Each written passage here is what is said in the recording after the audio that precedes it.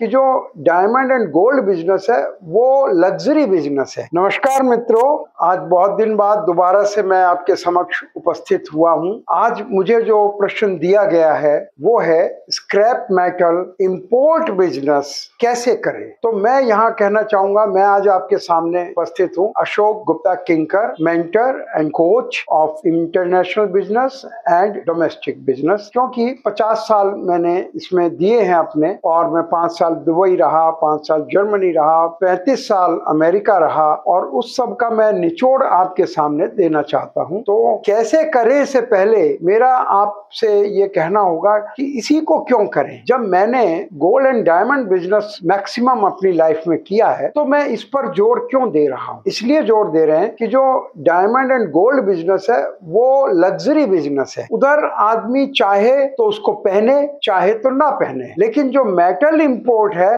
वो हमारी रिक्वायरमेंट है, वो एक बहुत जरूरी चीज है। उसके बगैर काम नहीं चल सका, देश नहीं चल सका। तो इसलिए this is the first reason कि हमारी, मैं आपको ऐसे ऐसे 7 रीजन बताऊंगा कि आखिर मेटल बिजनेस ही क्यों करें। इंडिया में इसकी शॉर्टेज है, ये पहला रीजन है। हम एक बढ़ता हुआ देश हैं और उस बढ़ते हुए देश में इंफ्रास्ट्रक्चर के लिए metal is a basic requirement. दूसरा रीजन है कि ये छोटे लेवल पर भी किया जा सकता है। बहुत से बिजनेस होते हैं, जैसे पेट्रोलियम बहुत इंपोर्ट होता है और बहुत सी चीजें, डायमंड बहुत इंपोर्ट होता है, लेकिन वो कई सैकड़ों करोड़ से हजारों करोड़ रुपया उसमें चाहिए शुरू करने। लेकिन ये चूंकि ये बिजनेस अभी और अनऑर्गेनाइज सेक्टर में है, इसलिए आप इसको शुरू कर सकते हैं छोटे लेवल पर भी। ये सेकंड हुआ। थर्ड है कि इसके अंदर कोई बहुत केमिकल नहीं है, बहुत डिजाइनिंग नहीं है, तो इसमें बहुत ज्यादा ट्रेनिंग की जरूरत नहीं है। फोर्थ है कि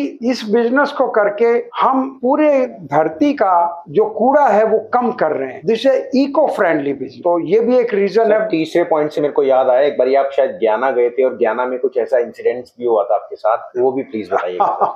वो बड़ा ही मेरे लिए बहुत बड़ी बात थी कि वहां के जो राष्ट्रपति थे उनसे मेरा मिलना हुआ, जिनसे मैं माल खरीद रहा था, जिन व्यक्ति से, वो उनको पर्सनली जानते थे। एक दिन बातों में उन्होंने कहा, mister Gupta, do you want to meet president? मैंने कहा व्हाई नॉट इफ पॉसिबल। तो वो मुझे एक छोटी सी गैदरिंग में ले गए जहां president his highness Bharrat Jagdeo आए हुए, और उन्होंने मुझे इंट्रोड्यूस किया। तो उन्होंने कहा he is mister Ashok Gupta Kinkar from India, is a businessman. तो फॉर्मेलिटी में प्रेसिडेंट साहब ने मुझसे हैंडशेक किया, हाथ मिलाया बड़ी गर्मजोशी के साथ। Come to my country mister Kinkar. तो मुझे बड़ा अच्छा लगा, लेकिन उन्होंने इंट्रोडक्शन के साथ में ही ये भी जोड़ दिया, and he buys scrap from here. तो मैं तो सारा जोश मेरा ठंडा हो गया कि ये तो मुझे कबाड़ी कह रहे हैं प्रेसिडेंट के सामने। तो लेकिन मैं हैरान रह गया कि हिज हाइनेस ने दोबारा उससे हाथ मिलाया। Nice mister Gupta, you are beautify my country. आप मेरे कंट्री को खूबसूरत कर रहे हैं। वो दिन है और आज का दिन है। मैं अब इस बिजनेस को लोगों को बताता हूँ, सिखाता हूँ, तो मुझे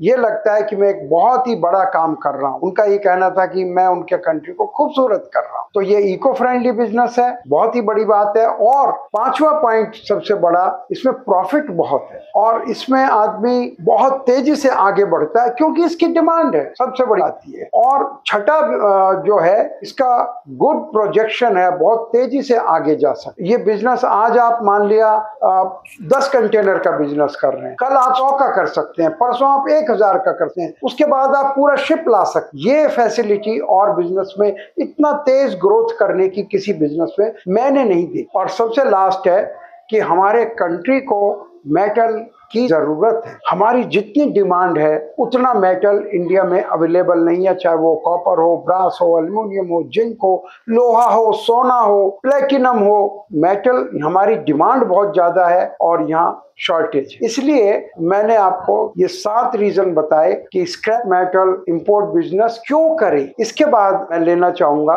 कि इसको कैसे करें। देखिए, कैसे करें में तो हम मिनटों नहीं, घंटों नहीं, दिन लगा सकते हैं, लेकिन इस वीडियो का कलेवर हम थोड़ा छोटा रखना चाहते हैं, इसलिए मेन पॉइंट मैं आपके सामने रखूंगा, 10 पॉइंट रखूंगा कि किसी भी कि हम इसको मेटल इंपोर्ट को कैसे करें। तो हमें कोई भी जब बिजनेस करना होता है उसका एक सर्वे करना पड़ता कि हम कहाँ स्टैंड करते हैं। एनी बिजनेस, वो इसमें भी आपको करना पड़ेगा, पूरे वर्ल्ड मार्केट को जानना पड़ेगा, कहाँ सबसे ज्यादा डिमांड है और कहाँ सबसे ज्यादा अवेलेबिलिटी, अमेरिका में है, रशिया में है, या अफ्रीका में है, या ताइवान में है, चाइना में है, कहाँ अवेलेबल है। तो ये पूरे वर्ल्ड का हमें एक सर्वे करना पड़ेगा जो स्टार्टअप इंडिया जिसमें आपकी हेल्प कर। और उसके बाद हम फर्स्ट पॉइंट ले लेते हैं कि जो प्रोडक्ट हम करने जा रहे हैं वो कितने प्रकार का होता है। हमें मान लिया आलू का ही होलसेल बिजनेस करना है, आलू एक्सपोर्ट करना है या इंपोर्ट करना है, तो आलू की किस्में तो हमें मालूम होनी चाहिए। इसी प्रकार से मेटल स्क्रैप की क्या क्या किस्म होती हैं वो हमें मालूम होना चाहिए। स्टार्टअप इंडिया इसमें आपकी हेल्प करता है। इंडिया में इसके बायर्स कहाँ हैं, ये सेकंड पॉइंट है। तो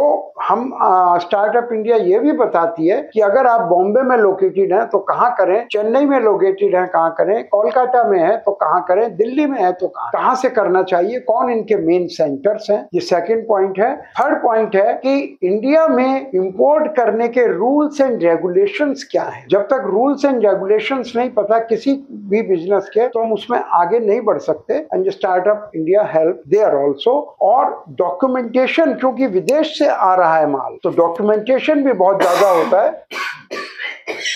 कोई बात, तो हम डॉक्यूमेंटेशन भी जानना चाहते हैं और उसमें हम उलझ ना जाएं। हमने देखा है बहुत से कोर्सेज कराते हैं लोग, तो उसमें पूरा महीनों डॉक्यूमेंटेशन में लगाते हैं। इतनी जरूरत नहीं होती है, हर चीज की नॉलेज आपको बाहर से मिल जाती है। तो डॉक्यूमेंटेशन की बेसिक नॉलेज स्टार्टअप इंडिया में दी जाती है। क्योंकि बाहर से मेटल स्क्रैप इंडिया आता है तो उसके बीच में कस्टम एक होता है, हर कंट्री में कस्टम होता है, इंडिया में भी कस्टम्स है। ठीक है, बदनाम बहुत ज्यादा है, लेकिन अगर आप उसको जानते हैं बिजनेस, तो वो आप आसानी से उस कस्टम के स्पीड ब्रेकर को आप क्रॉस कर सकते हैं। हम डॉक्यूमेंटेशन भी स्टार्टअप इंडिया आपको बताता है। और इसके बाद छठा जो पॉइंट है, बैंकिंग के रूल्स क्या है। क्योंकि एक्चुअली में आपके पास यहाँ रुपया अवेलेबल है, वहां आपको डॉलर्स में पे करना है, तो कैसे एक्सचेंज होगा, रेटों में आपको ज्यादा कोई परेशान ना कर सके या गैर जरूरी फायदा ना उठा सके, ये भी स्टार्टअप इंडिया आपको बताता है। और इसके बाद आता है कि कहाँ से खरीदेंगे। पूरा वर्ल्ड है, 150 कंट्रीज एक्सपोर्ट करते हैं मेटल स्क्रैप का। आपके लिए कौन सा कंट्री ज्यादा बेटर रहेगा शुरुआत के लिए, बाद में तो आप 10 कंट्री 20 कंट्री से एक साथ सकते हैं, शुरुआत में कहां से ठीक रहेगा, ये भी ये 7th पॉइंट है कि कहां से खरीदेंगे। 8th पॉइंट है क्या सावधानियां रखनी है खरीदने, क्योंकि आप विदेश से माल ले रहे हैं। अगर आप उन्हें पहले पैसा सारा दे देंगे तो क्या गारंटी है कि वो माल लोड कर देंगे, और बिना पैसा लिए वो माल लोड करेंगे नहीं। तो ये एक मैचिंग करनी होती है। ये हम आपको सिखाते हैं कि किस तरह से ये एक्सचेंज किया जाता है कि पैसा उनको मिल जाए और माल हमें मिल जाए, माल की ओनरशिप हमें मिल जाए। तो ये सब हमें सावधानियां हम सिखाते हैं स्टार्टअप इंडिया में। और एक बात आती है, जब हम विदेश में जा रहे हैं तो हम उनसे कैसे बात करेंगे। वो तो दुनिया भर को ऑलरेडी बेच ही रहे हैं, हमें क्यों बेचेंगे। हम वो तरीका भी बताते हैं कि क्योंकि हम नए हैं, उसके बावजूद वो हमसे कैसे बात करें, हमें भी पता करके आपको बताना होता है। और सबसे लास्ट है 10th पॉइंट है, उनके साथ नेगोशिएट कैसे करें। यानी जब बातचीत होती है, आपको मालूम है negotiating is a big thing. जो हमारे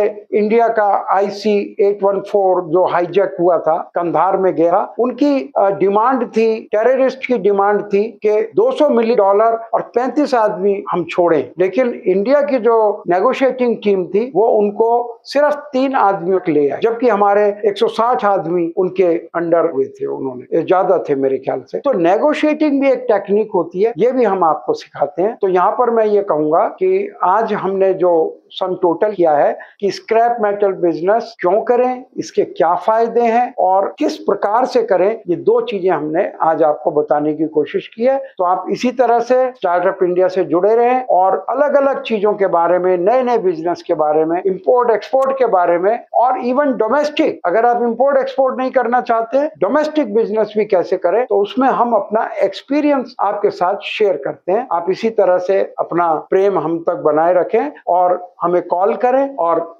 नेचुरली नीचे डिस्क्रिप्शन में नंबर दिए गए होंगे या स्क्रीन पे चल रहे होंगे, उनको देखकर आप हमें कॉल कर सकते हैं। हर caller is very important to us, सबका प्रॉपरली जवाब दिया जाएगा। इसके बाद बहुत बहुत धन्यवाद, आपने इसको बहुत ध्यान से सुना, के लिए बहुत बहुत धन्यवाद।